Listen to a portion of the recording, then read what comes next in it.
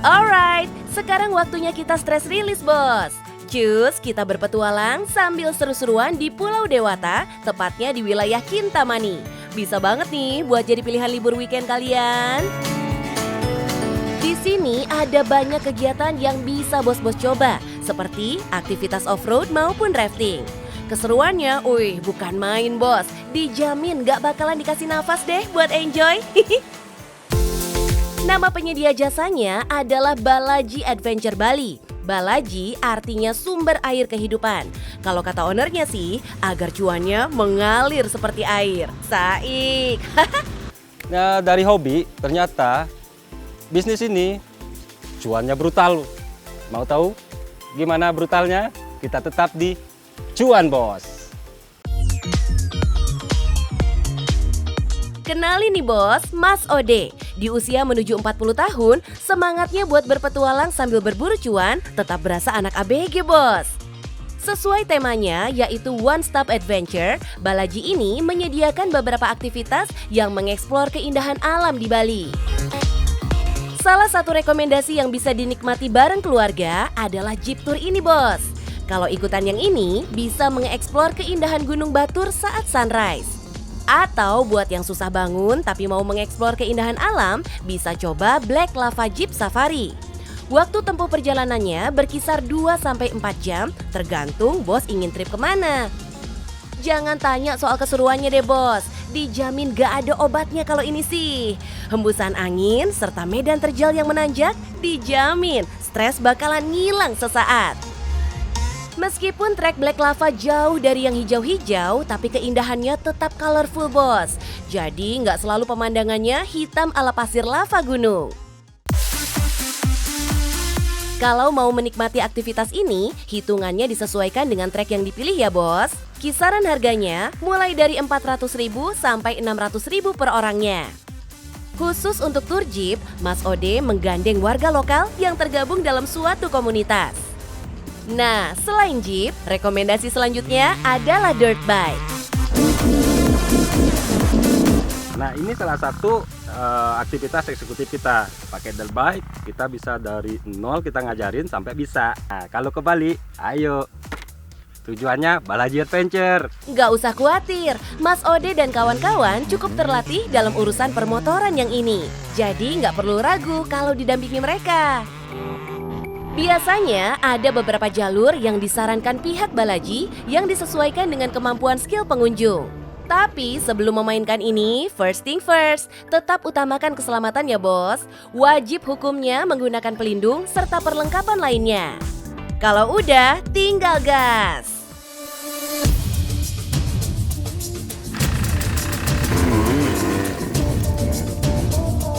Untuk aktivitas dirt bike, pihak Balaji ngasih waktu no limit ya bos. Jadi bisa sepuasnya main.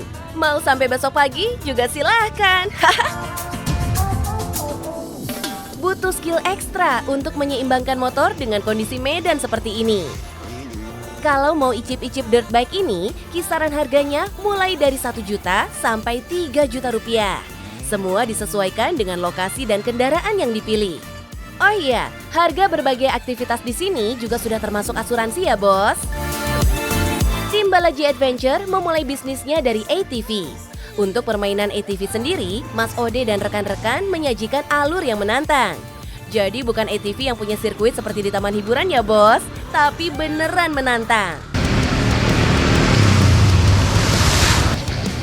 Nih salah satunya, menuruni anak tangga dengan kemiringan 45 derajat. Jadi mesti pelan-pelan mengendarainya. Tapi tenang aja bos, ada pemandu profesional yang menemani kok.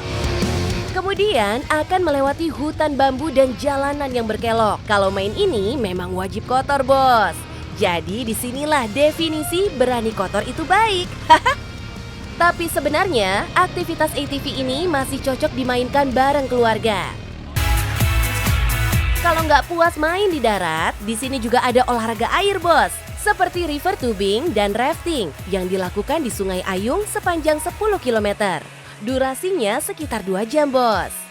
Untuk olahraga air, biasanya pihak Balaji tidak menyarankan dilakukan saat curah hujan lagi tinggi.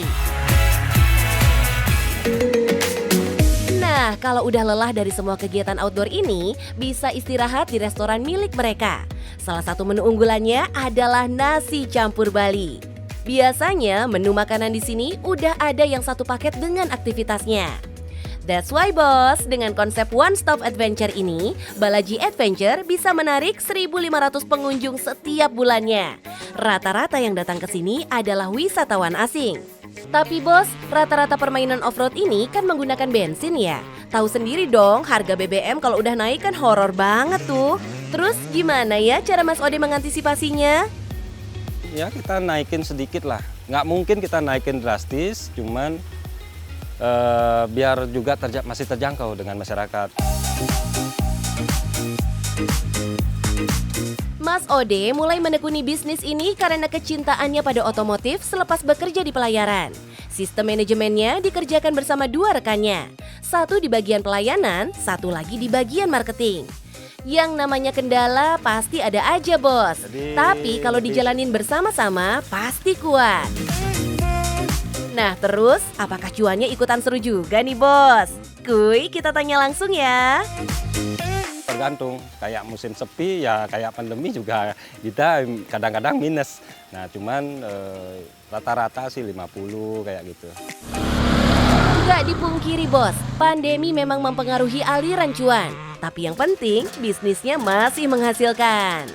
Nah kalau kalian kesini terus bersama grup yang lebih banyak, so pasti kita kasih diskon. Yang penting cuan bos.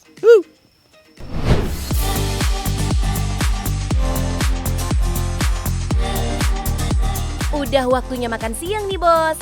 Yang masih bingung mau makan siang apa? Nih, kita kasih rekomendasi bakmi legendaris yang dari zaman dulu masih lazis.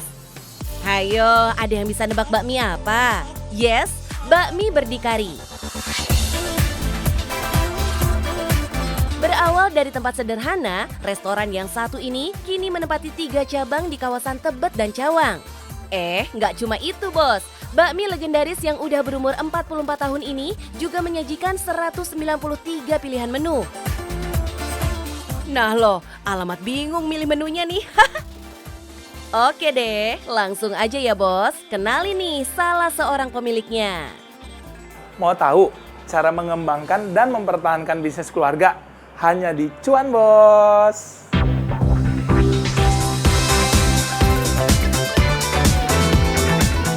Walaupun aslinya merupakan menu oriental, tapi bakmi atau mie udah menjadi salah satu menu favorit sejuta umat bos. Mulai dari menu kaki 5 sampai yang kelas bintang 5. Mulai dari yang tradisional sampai yang levelnya internasional.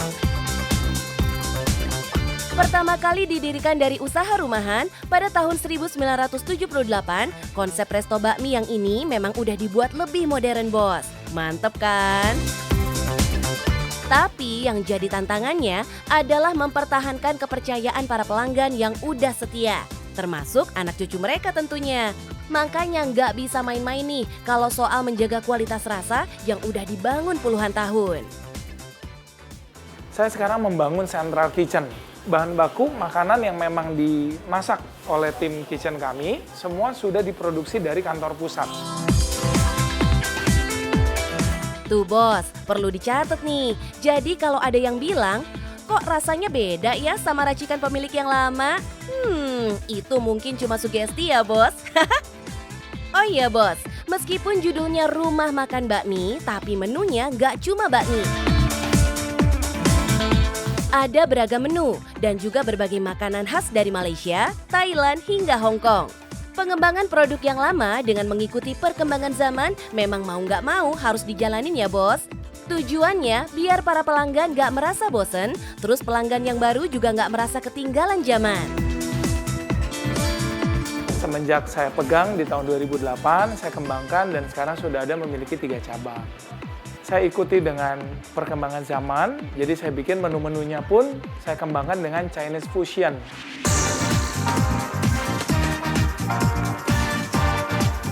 Ini bisa jadi masukan penting ya bos, juga buat kalian yang mau buka usaha. Mengutamakan ciri khas dan tampilan memang penting, tapi yang paling penting adalah cita rasa. Kalau semua kuncian itu tetap terjaga, pelanggan gak akan lari kemana-mana.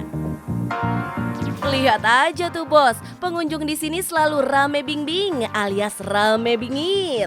Yang baru datang aja sampai bingung mau duduk di mana. Kira-kira ada kuncian apa lagi dari Mas Ronald ya bos, biar pengunjung di sini bisa tetap rame? Kami memproduksi bakmi secara internal dengan teknologi mesin profesional, juga didampingi dengan tenaga kerja profesional. Dan yang paling utamanya, kelebihan kami adalah memakai bahan baku dengan tepung terigu berprotein tinggi, juga telur bebek, dan tanpa pewarna, tanpa kimia, juga tanpa MSG. Jadi aman untuk dikonsumsi bagi seluruh konsumen kami. Nah, kalau pelanggan kita udah yakin bahan-bahannya aman untuk kesehatan, itu juga jadi nilai plus bos. Paling enggak mereka ngerasa aman. Makanya di resto ini sengaja dibuat open kitchen biar semua konsumen bisa lihat langsung cara pembuatannya bos. Keren kan? Terus kalau soal menu andalan di sini bos, mie ayam spesialnya layak disebut legendaris dan tetap lazis nih. Ayamnya pakai ayam kampung, kemudian ada topping bakso sapi, jamur, pangsit rebus, pangsit goreng, dan tahu bakso. Untuk satu porsi mie ayam berdikari, harganya berkisar antara 30.000 sampai 60.000. Nggak mahal-mahal banget lah ya dengan porsi yang bikin kenyang ini.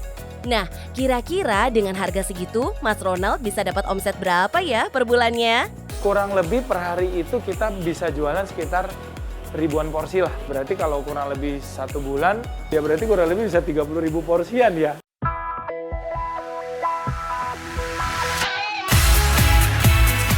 Kalau harga terendahnya Rp30.000 per porsi, terus dikalikan 1.000 porsi yang terjual dalam sehari, berarti cuannya 30 juta dalam sehari bos.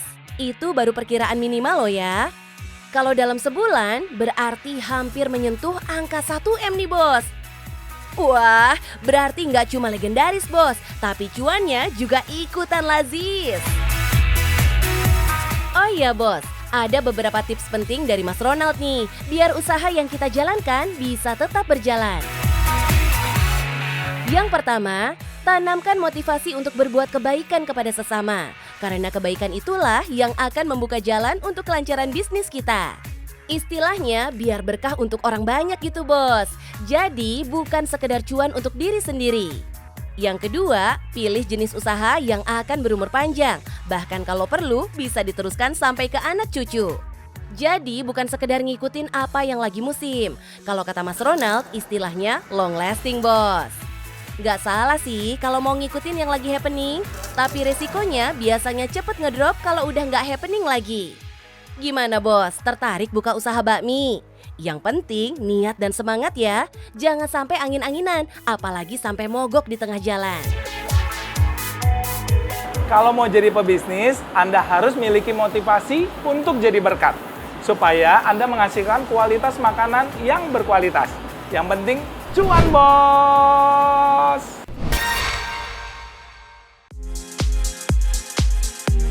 Bos, tahu ikan yang satu ini kan? Memang lucu ya penampakannya.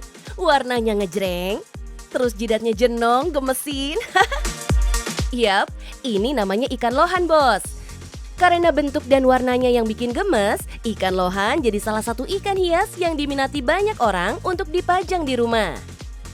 Ngomong-ngomong soal lohan nih bos, ikan ini juga dipercaya sebagai salah satu ikan hias yang dapat membawa keberuntungan bagi pemiliknya. Wah, mantap banget dong ya. Dari namanya aja punya arti spesial, yaitu dewa pelindung. Nah, anggapan ikan lohan sebagai pembawa cuan keberuntungan ternyata memang benar adanya bos. Kalau nggak percaya, cus deh kita belajar dari juragannya langsung. Biasanya kalau kos-kosan atau kontrakan itu dihitungnya per pintu. Tapi kalau di sini dihitungnya per tank. Mau tahu serunya dapat cuannya? Saksikan terus di Cuan Bos.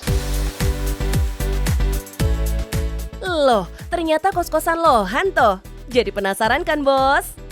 By the way, Bang Fonda ini bukan pemain lohan kemarin sore bos. Pria asal Cilandak Barat Jakarta Selatan ini udah terjun ke dunia ikan lohan sejak masih duduk di bangku sekolah dasar. Konsep bisnisnya juga terbilang unik bos. Karena Bang Fonda sengaja bikin kos-kosan khusus ikan lohan buat yang mau kontes ke beberapa kota. Di One Flower Horn ini, semua ikan lohan diservis abis-abisan bos. Mulai dari pemberian vitamin, makanan khusus, jasa salon, dan lain-lain. Ini hotel apa kos-kosan sih Bang? Awalnya kita berangkat dari hobi ya, sebenarnya hobi yang tadinya cuma punya 1-2 akuarium, terus lama-lama kita seriusin dari bikin tank-tank kecil kita jualan ikan lohan pada waktu itu. Sampai kita kepikiran buat sebuah unit usaha lah ya, unit bisnis, salah satunya kita produksi.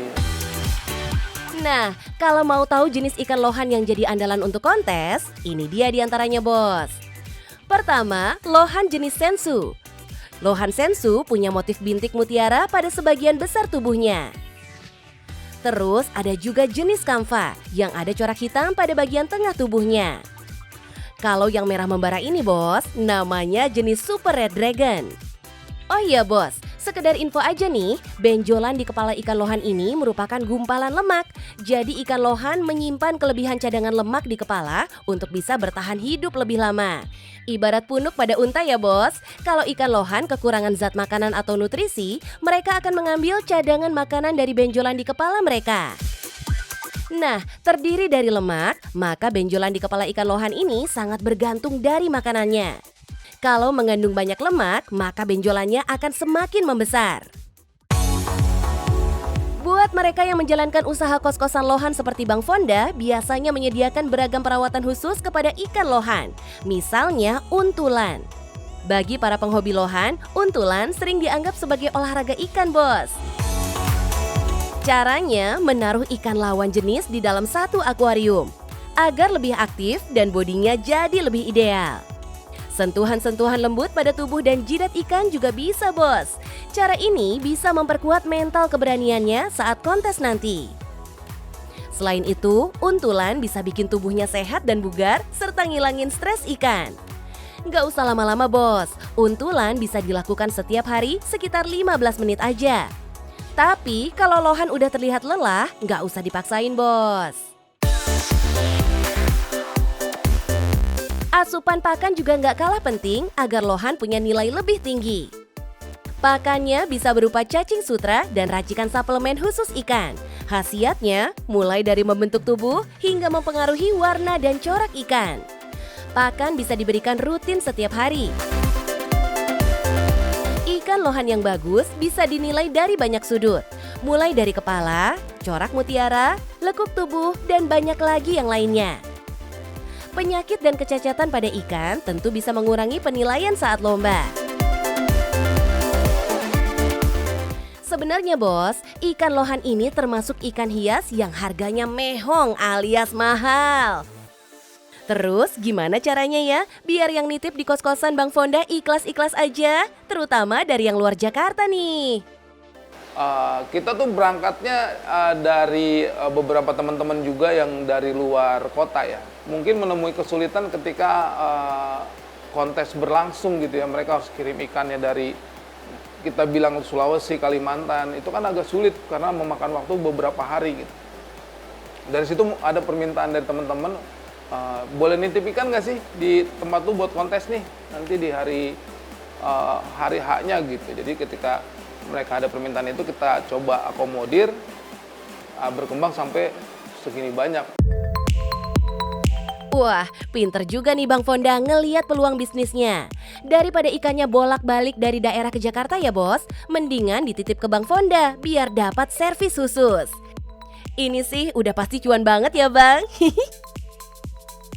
Bahkan makin kesini usaha Bang Fonda makin cuan bos. Nggak cuma nitip ikan buat kontes aja, tapi sekarang juga terbuka untuk umum. Jadi buat yang mau liburan akhir tahun, daripada liburannya nggak tenang, bisa banget nih nitipin lohannya ke Bang Fonda. Terus ngomong-ngomong, kalau mau nitip ikan lohan di sini, kira-kira ongkosnya berapa nih Bang? Soalnya kos-kosan Bang Fonda ini kan cukup lengkap nih. Harga penitipan ikan di sini kurang lebihnya memang dari size ikannya Mbak. Jadi kalau size ikan itu dari size kecil itu kita starting di harga 175.000. itu sampai di ukuran 8 cm. Lalu naik di 8 sampai 14 itu kita ada di 275 ya. Lalu nanti dari 14 sampai 22 kita di 300, 22 sampai ke 30 itu 350. Bagi pecinta ikan lohan, harga segitu mah nggak masalah bos. Yang penting si lohan aman, pemiliknya juga tenang. Hehehe. Nah, buat yang penasaran sama omsetnya juragan kos-kosan ikan lohan, sekarang kita simak penjelasannya ya bos. Tapi kalau untuk omset dari One Floral Progress sendiri, per bulannya kita kurang lebihnya ada di 50. Eits, itu baru omset kos-kosan aja ya bos, belum termasuk penjualan ikannya. Harga ikan lohan yang ada di sini berkisar antara 500.000 sampai ada yang 10 jutaan per ekornya. Ya pokoknya bisnis lohan dijamin banjir cuan bos.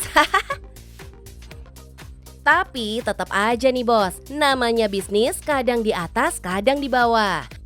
Kayak kejadian belum lama ini bos, Bang Fonda sering ngalamin beberapa kendala dari ikan yang sakit sampai ikannya mati bos. Nah, kalau ikannya sampai mati karena kelalaian timnya Bang Fonda, pasti akan ada penggantian biaya atau berupa ikan lohan yang sebanding. Tapi kalau karena faktor lain, seperti misalnya karena sakit yang cukup parah, atau ikannya lompat dari akuarium, atau karena faktor yang nggak disengaja, itu berarti dianggap faktor alami yang di luar tanggung jawab pihaknya Bang Fonda. Ngomong-ngomong soal tips bisnis ikan lohan, Bang Fonda mau berbagi rahasia dapurnya nih buat kalian yang mau ikutan berbisnis ikan lohan. Cus, siap-siap dicatat ya bos. Untuk memulai suatu usaha bisnis kita harus kenali dulu medannya, kuasai dulu medannya yang akan kita coba untuk berusaha di situ gitu ya. Tapi kalau yang saya lihat di industri hobi ini, semua masalah itu adalah peluang untuk mendapatkan uang sebenarnya. Pantesan aja Bang Fonda dan timnya selalu optimis bakalan lancar terus. Nah, gimana bos? Tertarik terjun ke dunia bisnis lohan? Berhobi lohan sekarang bukan cuma sekedar hobi aja, tapi udah bisa sebagai investasi. Buat bos-bos yang dulu main lohan sekarang udah nggak main lagi, yuk main lagi. Dan bos-bos yang baru mau coba main lohan, rasain sensasinya. Sampai ketemu di arena kontes, mari kita berprestasi bersama. Dan yang paling penting, cuan bos.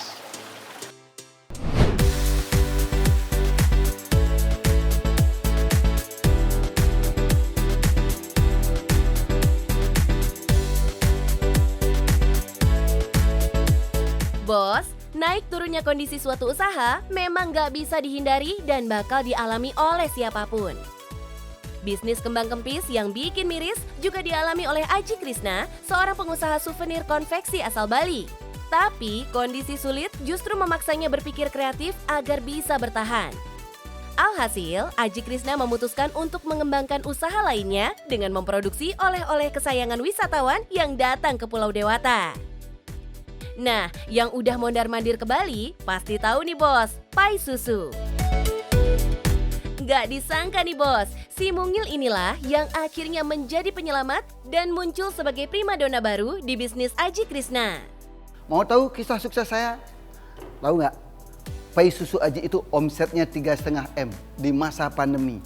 Belum lagi Krishna. Krishna berapa omsetnya? Mau tahu? Pokoknya ikuti di Cuan Bos.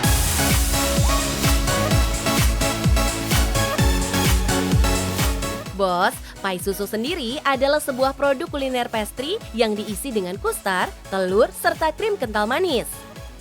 Nah, kalau pai susu produknya Aji Krishna baru buka setelah pandemi mereda.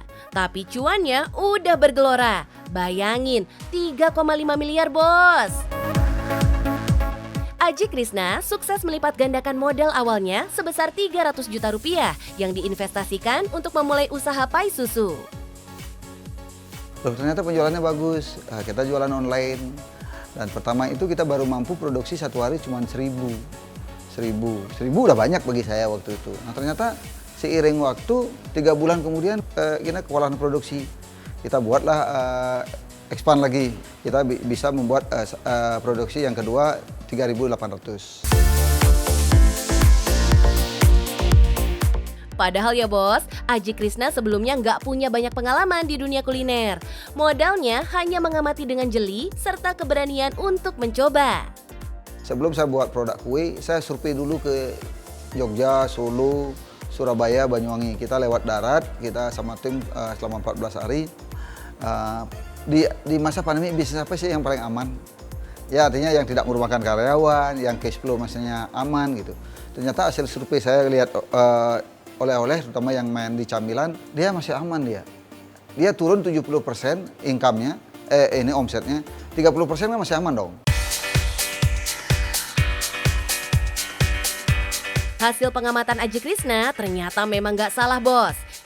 Kini produksi pai susu Krishna sudah mencapai 90.000 buah perharinya.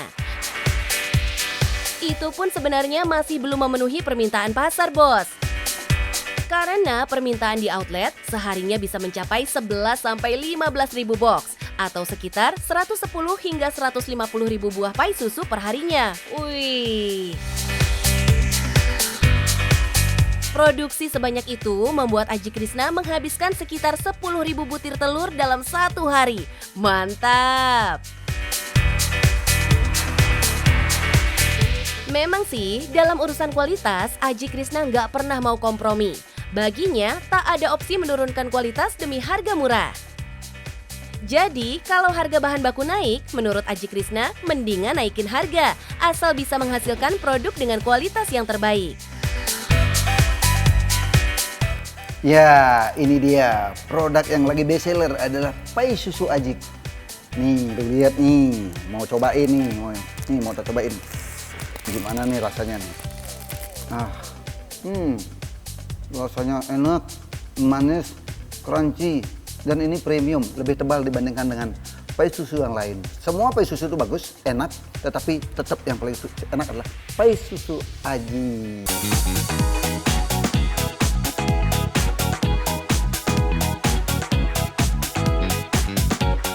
Oh iya, siapa tahu ada yang minat. Siapin aja duitnya, mulai dari Rp35.000 untuk mendapatkan sekotak pai susu ini. Kalau dalam sehari setidaknya bisa terjual 11.000 kotak, terus harga terendahnya Rp35.000, berarti dalam sehari cuan pai susu ini bisa mencapai Rp385 juta dong. Weleh-weleh per hari tuh bos, bukan per bulan.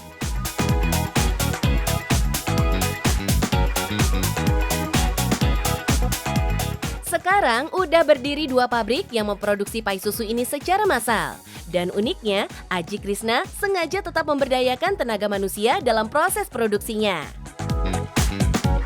Alasannya, Aji Krishna yang nggak punya kesempatan mengecap pendidikan tinggi hingga kesulitan mencari kerja, bertekad membuka peluang kerja seluas-luasnya pada masyarakat Bali. Termasuk diantaranya 20 orang karyawan penyandang disabilitas. Saya waktu itu hanya mencoba dan saya juga karena peduli kan. Kenapa biasanya kan image kalau kita mengerjakan anak-anak disabilitas mungkin kesannya negatif gitu. Tapi setelah saya coba ternyata perbandingan 1:5. Artinya kalau orang normal 5 orang, kalau dia 1 orang.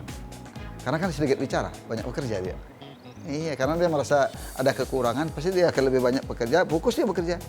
Pokoknya di pabrik kue utamakan kalau bisa 50%, minimal 30% dari anak-anak disabilitas.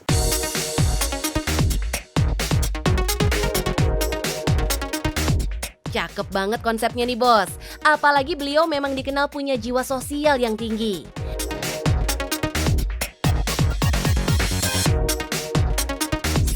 Di masa pandemi yang lalu, Aji Krishna sempat menjual lebih dari 30 mobil miliknya demi membantu pengadaan sembako bagi karyawan dan warga Bali di 8 kabupaten. Sifat dermawan ini muncul dari pengalaman di masa kecil yang hidup serba terbatas. Ia bahkan pernah bekerja sebagai pencuci mobil demi bisa bertahan hidup. Optimis dan berpikiran positif merupakan kunci utama Aji Krishna untuk melewati semua masalah. Bom 1 kita sempat merasakan berat juga sebelum punya Krishna waktu itu, masih konveksi. Tetapi setelah kita jalani, ternyata di pertengahan kita dapat order yang begitu banyak.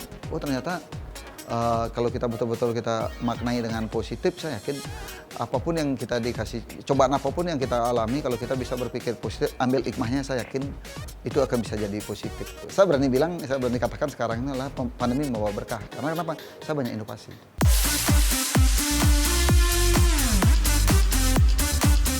Beneran gak kaleng-kaleng nih bos. Sekarang udah ada 10 cabang toko outlet oleh-oleh di berbagai wilayah di Bali.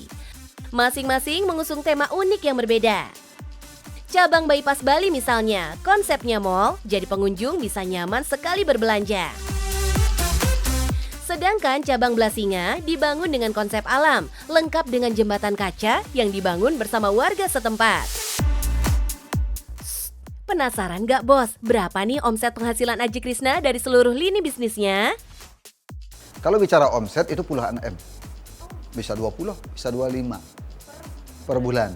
Bikin nangis kan omsetnya? Jadi ayo bos, tetap semangat untuk bangkit ketika badai melanda.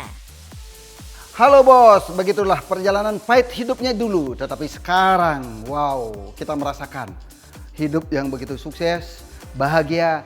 Tentunya kalau mau sukses, harus kerja keras, kreatif, rajin, sabar. Pokoknya cuan bos.